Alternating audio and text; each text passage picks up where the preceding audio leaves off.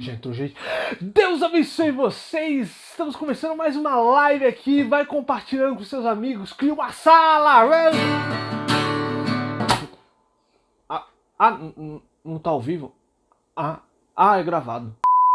E aí, pessoal, tudo bem com vocês? Estamos começando mais um quadro do Tá na Bíblia. E o episódio de hoje é Tudo Aponta pra Jesus. E um dos versículos, um dos textos que eu queria me basear hoje está em Colossenses capítulo 1, versículo 16 e 17, que diz assim: pois nele foram criadas todas as coisas nos céus e na terra, as visíveis e as invisíveis, sejam tronos ou soberanias, poderes ou autoridades, todas as coisas foram criadas por ele e para ele. Ele é antes de todas as coisas, e nele tudo subsiste. Esse versículo é o texto-chave que eu quero usar agora, mas eu queria destacar também o capítulo de João 1 também, que diz: no princípio era aquele que é a palavra, ele estava com Deus e era Deus, ele estava com Deus no princípio. Versículo 3: todas as coisas foram feitas por intermédio dele. Sem ele, nada do que existe teria sido feito. Esse texto é fantástico, porque diz que no princípio ele era o verbo e o verbo estava com Deus e ele era Deus. E quem é esse verbo? O verbo era Jesus. E a gente vai agora falar de alguns personagens, algumas passagens da Bíblia que falam sobre exatamente isso, que tudo na Bíblia aponta para Jesus. Jesus é o centro de tudo. E para começar esse raciocínio, eu vou lá para o livro de Gênesis, vou falar sobre Adão e Eva, uma história que você deve conhecer, você que está vindo aí, você já deve ter ouvido um monte de vezes falar sobre Adão e Eva. Então a gente começa em Gênesis 3, fala sobre a queda do homem, sobre Adão e Eva, e você vê que Adão e Eva, logo depois, né, de ter caído, logo depois de ter pecado, né, você conhece a história, né, Deus deu a liberdade para que eles desfrutassem de tudo do Éden, mas eles não podiam tocar na árvore do conhecimento do bem e do mal, né, que o fruto proibido, e eles infelizmente acabaram caindo na tentação de Satanás, da serpente, e acabaram comendo do fruto, e aí com isso eles foram e se esconderam do Criador. Assim, vamos falar a real, não dá pra brincar de esconde com Deus. Tem até uma música com isso, né?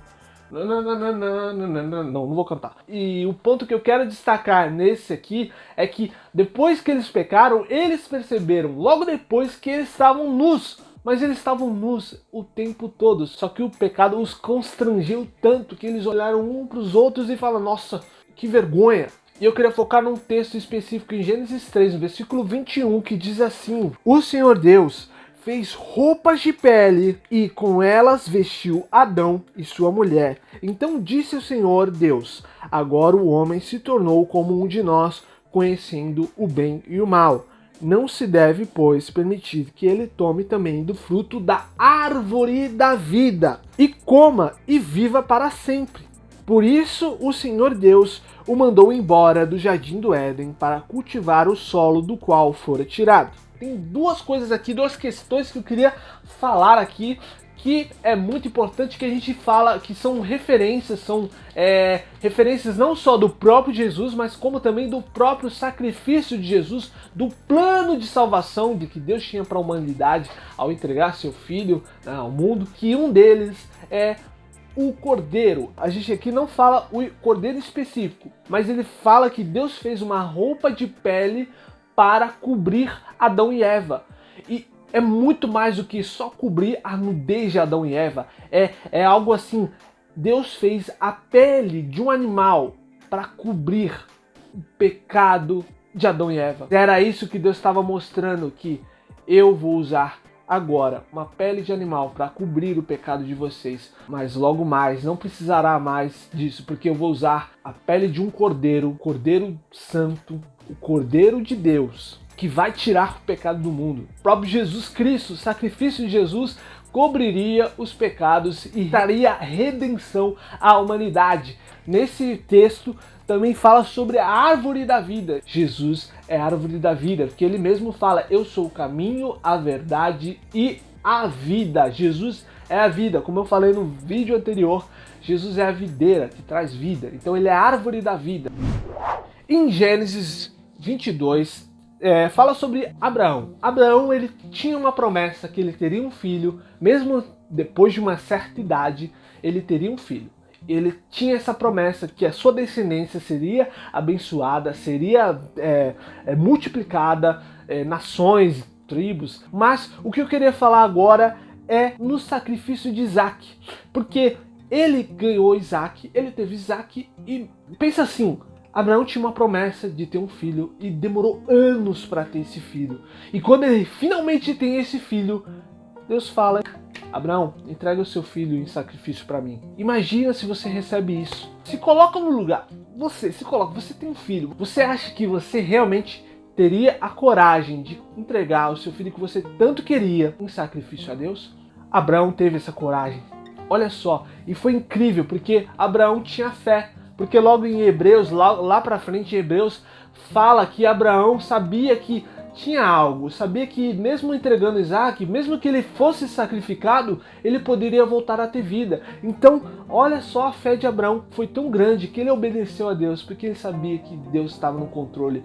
E a grande questão aqui está no verso 8, mas assim, para contextualizar um pouquinho, Abraão foi entregar Isaac em sacrifício, então ele foi lá, subiu no monte, né, com Isaac, e Isaac estava levando a lenha, as coisas para o sacrifício. Então eles estavam andando e Isaac começou a se questionar, se perguntar: peraí, tá faltando alguma coisa aí, tá faltando alguma coisa.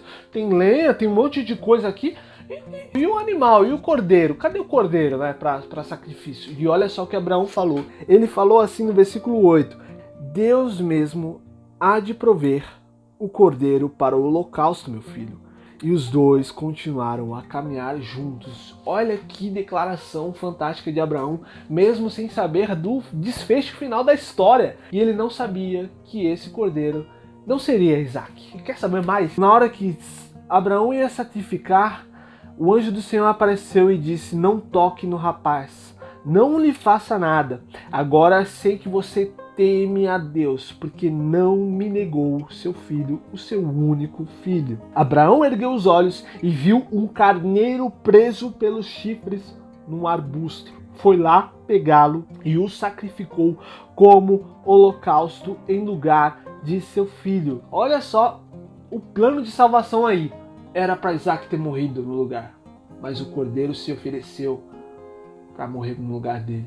Isso é fantástico, porque não é só um sacrifício, não foi só um livramento que Deus deu, mas Deus estava mostrando que Deus, como eu disse, tudo aponta para Jesus, tudo aponta para o plano perfeito. Deus estava mostrando para Abraão: olha, tem alguém que vai morrer no lugar do seu filho. Eu tenho um cordeiro que vai morrer no lugar do seu filho. E não é apenas o animal, como eu disse, é o Filho de Deus, o Cordeiro de Deus que tira o pecado do mundo.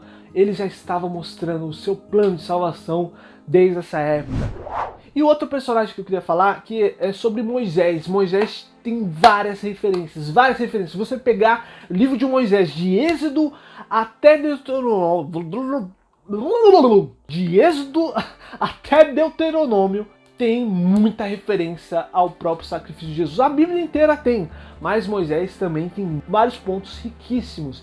Sem contar toda a parte da hora que o faraó mandou matar os bebês, Herodes também mandou matar os bebês na época de Jesus, então essas coisas também são similares, muito similares, mas tem toda a questão também de que Moisés, ele teve uma ordem do Senhor para que sacrificasse um animal, um cordeiro, e com o sangue dele colocasse na porta, nas vigas, né, para que marcasse, para que o anjo da morte, quando passasse por essas casas, ele visse o sangue na porta e poupasse a vida dos primogênitos das pessoas que tiverem o sangue selado na porta. Então, olha só, outra questão aqui, que é o sangue do cordeiro que salvou os primogênitos da morte. Era para nós estarmos mortos, mas o sangue do Cordeiro nos poupou da morte, porque pagou todos os pecados. E o Cordeiro, como eu disse, Jesus, o sangue de Jesus salvou as nossas vidas.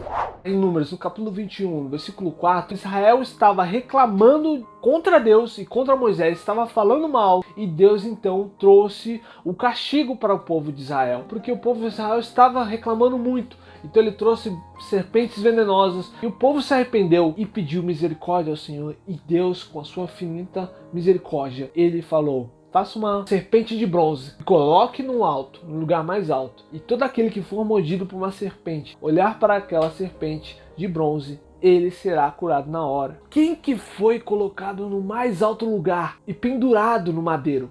Jesus, é claro! E todo aquele que olhar para Jesus, olhar para o plano perfeito de salvação, será salvo, será curado, será transformado. E a gente tem outras histórias, várias outras histórias. Eu não vou citar agora os profetas que profetizaram o nascimento de Jesus, porque eu vou deixar para outro vídeo que está chegando aí. O próximo vídeo vai ser sobre Natal. Spoiler, spoiler, spoiler não, spoiler não. E com isso eu vou encerrando esse vídeo, porque senão fica muito longo. Já deve estar com o quê? Uns 30 minutos? Deve estar muito longo, deve estar longo. E tamo junto, até um próximo vídeo. Tchau, Deus abençoe.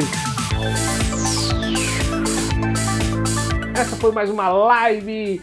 Se inscreva no nosso canal aí, ó, canal do YouTube. A gente tá no Facebook, aqui é Facebook, mas tá no YouTube, é estranho, né? Mas se inscreva no canal, ativa o joinha, ativa o sininho para receber notificação e tchau.